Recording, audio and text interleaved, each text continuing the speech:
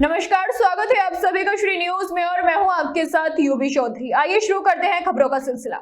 UP के सीतापुर के बाशिंदे इस बार पटाखे दागने के साथ साथ उसका स्वाद भी लेंगे। आप भी चौंक गए ना, हम भी पहले चौंक ही गए थे। जी हाँ, ये बिल्कुल 100% सच है। इस बार लोग पटाखा दागने के साथ उसका स्वाद भी लेंगे, क्योंकि शहर की मशहूर मिठाई की दुकान झिंगालाल के स्वामी अभिषेक जिंदल ने पटाखा की तरह विशेष मिठाई तैयार कराई है। ये मिठाई लोगों की खास पसंद बनी हुई है। पटाखा मिठाई को लेकर अगर हम बात करें तो फुलझड़ी के साथ साथ अनार, सुतली बम और बम वाली मिठाई बनाई गई है।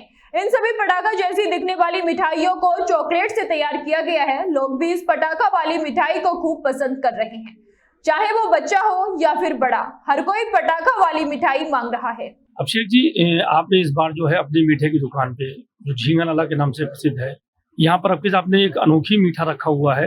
अभी तक हम पटाखा लगाते थे, इस साल पटाखा का स्वाद भी लेंगे दीपावली पे, क्या कहेंगे? ज्यादा तो पटाखे के रूप में मैंने सिर्फ मिठाइयों को जो है पटाखे का रूप दिया हुआ है और स्वाद भी वैसे ही है। पर थोड़ा सा इनोवेशन है कि तो बच्चे भी देखे तो जैसे आपने भी आया तो आपने भी देखा कि नई चीजें तो शायद उसी की बाइट करी आप, तो इससे लोग अट्रैक्ट होते हैं और मेरा ये रूप वही दिया, बाकी स्वाद अच्छा होता है। गाजीपुर शहर में बिजली चोरी की रोकथाम और बकायेदारों के खिलाफ कार्रवाई के लिए बिजली विभाग और विजिलेंस की संयुक्त टीम ने मॉर्निंग रेड की। इस छापेमारी के दौरान मीटर से बाईपास कर बिजली चोरी करने के आरोप में 12 उपभोक्ताओं को पकड़ा गया। पकड़े गए लोगों के खिलाफ एफआईआर दर्ज कर विधिक कार्रवाई की जाएगी। इसके अलावा 17 उपभोक्ताओं का पोल से कनेक्शन बिजली बिल बकाया होने के कारण डिस्कनेक्ट कर दिया गया है। इस बात की जानकारी अधिशासी अभियंता आशीष शर्मा ने दी। उन्होंने बताया कि बिजली चोरी और बिल बकाया की वसूली के लिए शहर में लगातार छापेमारी की जा रही है। आज बिजली विभाग की संयुक्त टीम द्वारा विजिलेंस टीम और विभागीय टीम द्वारा प्रकाश टाकी, शाही मस्जिद, निगाही बेग, रायगंज, संगत कला, स्टीमर घाट यहाँ पे मॉर्निंग रेड की गई थी, जिसमें लगभग 17 लोगों के बकाया में लाइन डिस्कनेक्ट की गई है और 12 लोगों को लगभग एफआईआर हुई है जो बिजली चोरी कर रहे थे। और ये अभियान है जो लगातार चलेगा, जो भी बिजली चोरों के खिलाफ है और बकायेदारों का। तो मेरा सबसे ये अपील है कि सब लोग अपना बिल समय पर जमा कर दें और बिजली चोरी न करें। हम लोग अभी जो फिलहाल है कि सबके यहाँ पहले आर्मर्ड केबल लगा के स्मार्ट मीटर लगा रहे हैं, तो आर्मर्ड केबल लगाने से जो बिजली चोरी है वो रुकेगी। और दूसरा ये है कि जो हम लोग लगातार मॉर्निंग रेड भी करेंगे और जो भी बिजली चोरी कर रहे हैं उनके खिलाफ एफआईआर कराएंगे और जो भी बकायेदार हैं उनका बिजली काटेंगे, जिससे कि हमारा राजस्व वसूली हो सके। बरौर कस्बे में 4 साल पहले खेत गए एक किशोर को मारपीट के बाद जिंदा जलाकर हत्या करने के मामले में सुनवाई पूरी होने के बाद स्पेशल जज पॉक्सो एक्ट कोर्ट ने 3 दोषियों को आजीवन कारावास की सजा सुनाई। इसके साथ ही उन पर 25-25 हजार रुपए का जुर्माना लगाया गया है। इसी मामले में दोषी 3 किशोरों को भी 10 साल के साधारण कारावास की सजा सुनाई है। बरौर कस्बे के रहने वाले अशोक कुमार का 14 साल का बेटा आमोद उर्फ अन्नू 5 जून 2020 की शाम करीब 8 बजे घर से खेत गया था। वहां उसे अकेला देखकर प्रवीण और उसके साथियों ने उसे नलकूप पर ले जाकर मारपीट करने के बाद ज्वलनशील पदार्थ डालकर आग से जला दिया। मामले में उसके पिता अशोक ने बरौर थाने में नरेंद्र और उसके भाई प्रवीण उपाध्याय, शुभम और अखिलेश के साथ ही नरेंद्र के 2 नाबालिग पुत्रों के खिलाफ एक राय होकर मारपीट करने और जलाने का आरोप लगाया था। हैलेट अस्पताल में भर्ती आमोद उर्फ अन्नू के मजिस्ट्रेट के बयान दर्ज किए थे। उपचार के दौरान उसकी मौत हो गई थी। विशेष लोक अभियोजक राम रक्षित शर्मा ने बताया कि वादी और गवाहों के बयानों, पुलिस की विवेचना, किशोर के मृत्यु पूर्व मजिस्ट्रेट के समक्ष दिए गए बयानों के अनुशील और अभियोजन और बचाव पक्ष की दलीलों को सुनने के बाद कोर्ट ने दोषी शुभम, प्रवीण और अखिलेश को आजीवन कारावास की सजा सुनाई। इसके साथ ही उन पर 25-25 हजार रुपए का जुर्माना भी लगाया गया है। जुर्माना अदा नहीं करने पर उनको 6 महीने के अतिरिक्त कारावास का भी आदेश दिया गया है, जबकि तीनों आरोपी किशोरों को 10-10 साल के साधारण कारावास की सजा सुनाई गई है। उन्होंने बताया कि दोषी 2 किशोरों की जमानत नहीं हो पाई थी। सजा सुनाए जाने के बाद सभी दोषियों को जेल भेज दिया गया। एक लड़के को इन्होंने मिट्टी तेल डाल करके आग लगा दी थी। उसी में 6 लोग फंसे हुए थे, जिसमें से 3 जो है नाबालिग हो गए थे और 3 को आजीवन कारावास सजा हुई है, 25-25 हजार जुर्माना हुआ है। नाबालिग लड़कों को जो है 10-10 साल सजा हुई साधारण कारावास। वादी इसमें थे अशोक उपाध्याय उन्होंने FIR लिखाई थी और मुलजिम थे शुभम उपाध्याय, अखिलेश कुमार और प्रवीण कुमार और 3 नाबालिग भी थे। किन धाराओं में पंजीकृत मुकदमा हुआ था और किस तरह की घटना हुई पहले थी? क्योंकि आदमी मौके पर स्पॉट पे ख़त्म नहीं हुआ था, तो पहले अन्य धाराओं में दर्ज हुआ था, मारपीट की और अन्य धाराओं में। उसके बाद मृतक का जो है वो मृत्युकालिक कथन अंकित किया गया मजिस्ट्रेट के द्वारा हाईलाइट हॉस्पिटल में, और उसके बाद वहीं पर उसकी मृत्यु हो गई थी। तब धारा 302 में ये केस कन्वर्ट हो गया था। हमारा नाम अशोक कुमार है। अशोक जी, क्या घटना हुई थी और कब हुई थी जो आप ये न्यायालय में आए? 5 जून 2020 को हमारे लड़के को जो है नरेंद्र उपाध्याय, प्रवीण उपाध्याय, शुभम, सत्यम, सुगम, अखिलेश और अवधेश ने जिंदा जला दी, खेतों पे जिंदा जला दिया था। क्या नाम है लड़के का? क्या नाम था? अन्नू उर्फ अनोद कुमार। अच्छा, क्या वजह थी जलाने का?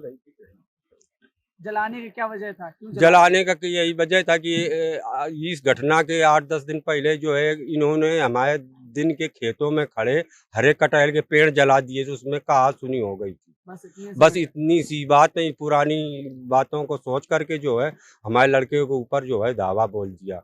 बहराइच में जरवल थाना क्षेत्र में एक गंभीर सड़क हादसा हुआ जब एक कार हाईवे पर टर्न लेते समय दूसरी गाड़ी से टकरा गई।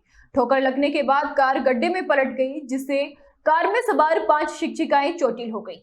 सभी शिक्षिकाएं स्कूल जा रही थी। स्थानीय सूत्रों के मुताबिक घटना के बाद मौके पर अफरा तफरी मच गई और चोटिल शिक्षिकाओं को प्राथमिक उपचार के लिए नजदीकी अस्पताल भेजा गया।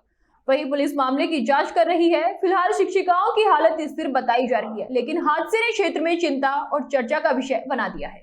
सांसद डिंपल यादव ने करहल में अपने चुनाव कार्यालय का उद्घाटन किया। इस अवसर पर उन्होंने मीडिया से बातचीत करते हुए क्षेत्र के विकास और आगामी चुनाव की तारीखों पर चर्चा की।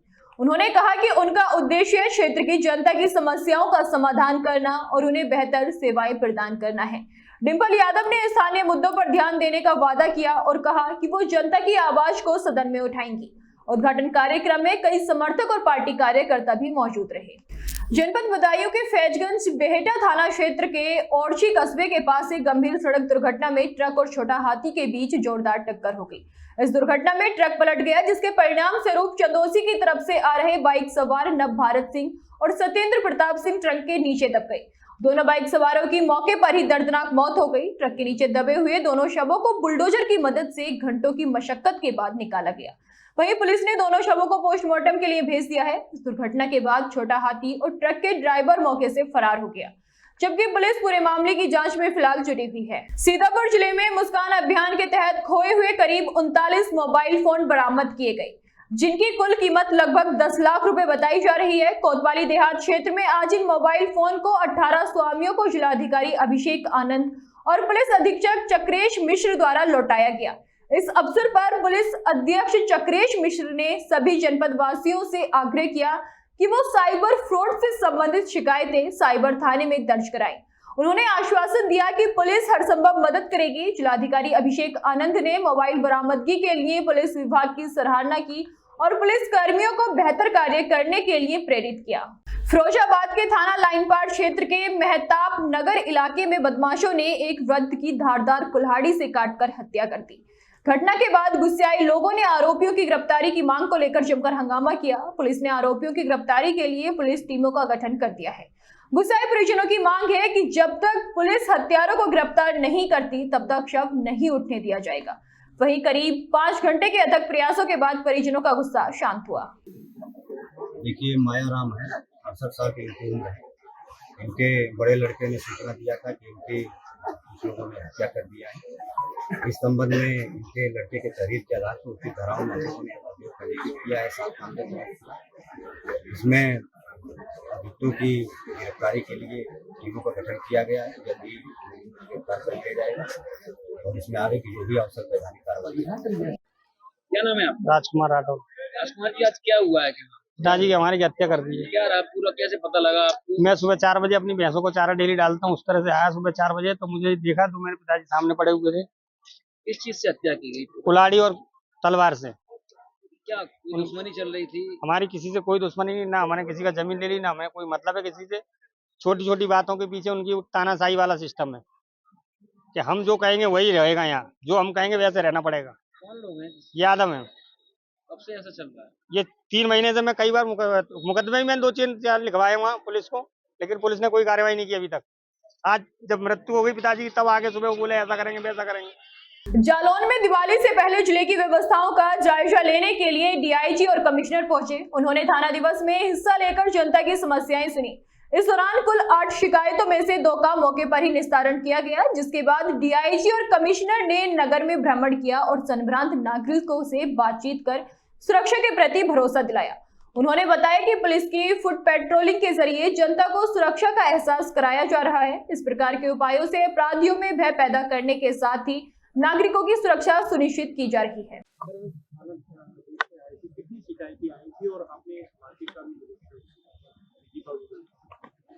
देखिए, आज शासन के निर्देशानुसार थाना समाधान दिवस के दिन मैं और डीआईजी साहब या थाना 8 का आज हम लोगों ने थाना समाधान दिवस किया है, जिसमें करीब 8 शिकायतें आई थी। 8 में से 2 शिकायतों का तो स्थलीय यहीं पर निस्तारण हो गया है। इसके अलावा 2 शिकायतें कस्बे से रिलेटेड थी, जिसमें टीम जा चुकी है, उनका निस्तारण भी हो जाएगा। 3 शिकायतें चक्रोड पे अतिक्रमण की थी, उनके संबंध में भी टीम बना करके आज शाम तक उनका भी समाधान होगा। दिवाली के पर्व पर मिलावटी खाद्य पदार्थों की बिक्री रोकने के लिए खाद्य सुरक्षा अधिकारियों ने शनिवार को फिरोजाबाद नगर क्षेत्र में कई मिठाई दुकानों पर छापेमारी की। इस कार्रवाई से कारोबारियों में हड़कंप मच गया और कई मिठाई विक्रेता अपनी दुकान बंद कर भाग गए। खाद्य विभाग ने सबसे पहले पूजा मिष्ठान भंडार के राघव बंसल के यहां से बर्फी का सैंपल लिया। इसके बाद मैनपुरी चौराहे के पास महाराज सिंह की दुकान से बूंदी के लड्डू का सैंपल लिया। पूजा मिष्ठान भंडार की दूसरी दुकान से भी बंगाली स्वीट और अन्य मिठाइयों के सैंपल जांच के लिए भेजे गए हैं। फिलहाल मेरे साथ इतना ही। ऐसी तमाम बड़ी खबरों को जानने के लिए देखते रहिए श्री न्यूज़।